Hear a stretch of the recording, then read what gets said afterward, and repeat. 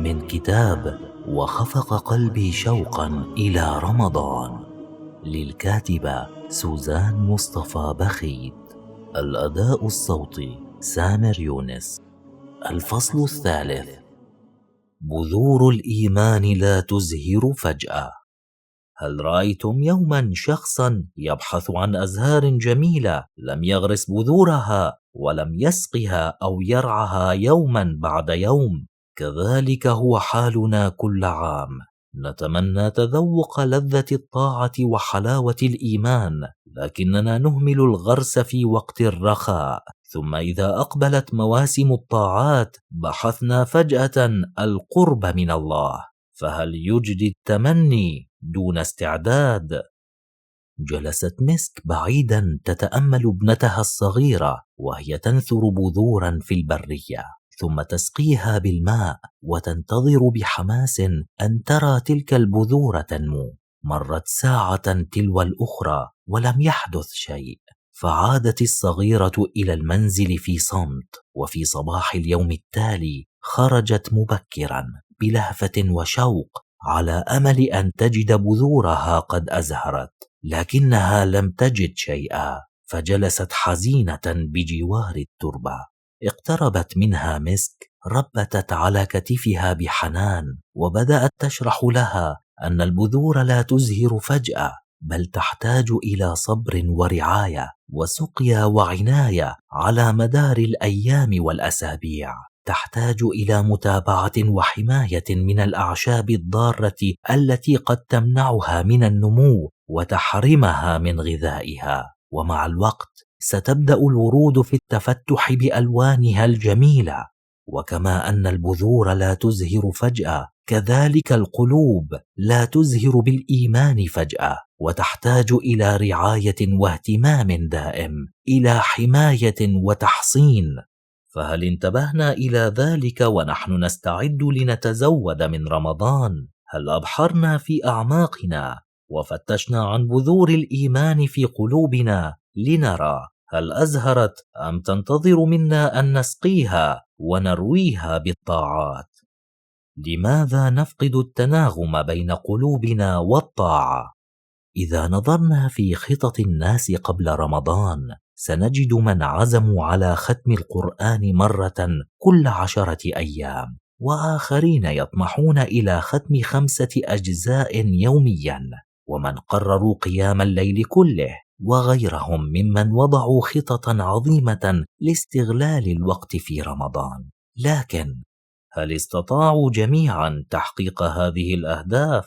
لقد كانت همتهم عالية وحماسهم مشتعل للنهل من لذة الطاعة، ومع ذلك لم تطاوعهم قلوبهم لإتمام تلك الختمات أو التلذذ بكتاب الله. لماذا لم يتمكنوا من التحليق في سماء الإيمان؟ إذا تأملنا حالنا منذ رحل عنا رمضان الماضي سنجد أن الله قد أكرمنا بنسمات إيمانية وأحيا أرواحنا بلحظات عذبة من القرب، تزودت قلوبنا بجرعة كبيرة من الإيمان، ثم مرت علينا مواسم عديدة للعبادات، فكيف تعاملنا معها؟ هل كنا ممن واصل التزود بها فارتقت قلوبهم يوما بعد يوم حتى صاروا يستقبلون رمضان الجديد بحالة إيمانية أعلى مما كانوا عليها في العام الماضي، أم أننا كنا ممن انشغل بالدنيا وبدأ يتغذى على بقايا الإيمان التي تزود بها من رمضان السابق، ومع مرور الأيام والشهور أخذ الإيمان يتناقص حتى أثقل الران القلوب وازدادت المسافة بينها وبين الله؟ حينها فقدت الأرواح الأنس بالله وفقدت القدرة على التنعم بتلاوة القرآن، وحين أرادت أن تتقرب إلى الله في رمضان وجدت أن قلوبها لم تعد قادرة على التواصل الإيماني مع أرواحها. وهكذا حين يضع البعض خططا كبيرة لتلاوة عدة أجزاء يوميا رغم أنهم أهملوا ورد التلاوة طوال العام، يجدون أنفسهم فجأة غير قادرين على الاستمرار، فكيف لمن اعتاد الغفلة على مدار العام، حيث سعة الوقت وسهولة العبادة، أن يتجاوب قلبه فجأة خلال موسم الطاعات؟ كيف للبستاني الذي أهمل حديقته دون عناية وري أن يجد الزهور تتفتح وينتشر عبيرها في الأرجاء؟ يقول الله تعالى: بسم الله الرحمن الرحيم: نسوا الله فأنساهم أنفسهم. أنسي البعض لذة القرب من الله في وقت الرخاء، فلم يعنهم على الطاعة في وقت الحاجة، في موسم لا يتعدى شهرا واحدا، لكنه يزخر بالفرص العظيمة.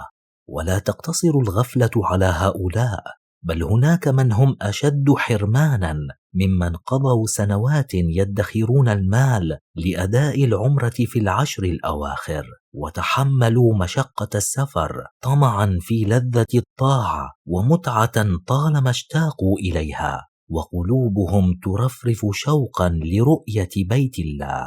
جاءوا يبحثون عن ليلة القدر في المسجد الحرام، وخططوا لقضاء هذه العشر ما بين تلاوة القرآن وقيام الليل وترطيب ألسنتهم بذكر الله والدعاء، ولكن هل استطاعوا حقا الاستمتاع بتلك الليالي؟ هل غمرت قلوبهم الإيمان والسكينة؟ للأسف لا، لقد حرموا من هذا النعيم، وكأن قلوبهم غلفت بالران، فضاعت منهم أجمل ليالي رمضان. كان منهم من يجلس ليتلو كتاب الله، لكنه ما إن يقرأ صفحة أو اثنتين حتى يتلفت حوله بحثا عمن يؤنسه، وكأن الأنس مع القرآن لم يعد كافيا له. ومنهم من كان كلما هم بترطيب لسانه بذكر الله أسرع إلى هاتفه يشارك صور المكان مع أصدقائه، وينشغل بمتابعة التعليقات والإعجابات. أتتعجبون من حالهم وتتساءلون عن سبب سلوكهم؟ أما الفئة الأولى فقد اعتادت قلوبهم الأنس بالناس، ولم تأنس بالخلوة مع الله، فكان حديث المجالس أحب إليهم من حديث الله. وأما الفئة الثانية فقد انشغلت طوال العام بمشاركة تفاصيل حياتها على وسائل التواصل، حتى ألفت قلوبهم هذا الانشغال، فلم يجدوا أنفسهم حينما احتاجوا إليها، حتى جوارحهم لم تجد العون من ذلك القلب اللاهي، فتخاذلت أرواحهم وأغلقت عنهم أبواب الطمأنينة. لم يدركوا أن بذور الإيمان لا تنمو بين ليلة وضحاها، بل تحتاج إلى رعاية وإلى قلب يسقيها بالمثابرة والتقوى حتى تزهر مع مرور الأيام والشهور. فلنستعن بالله، ولنبدأ بجمع شتات قلوبنا، ولننفض عن أرواحنا غبار الكسل، ولنروض أنفسنا على الشوق إلى لقاء الرحمن. وإن لم نشعر بعد بتلك الأشواق، فلنكسر قسوة القلب بالانكسار بين يديه سبحانه، متذللين له، مستشعرين عظمته، عسى أن يفيض على أرواحنا بنوره، فنصل إلى مقام الإحسان حيث نعبده وكأننا نراه. وامضى.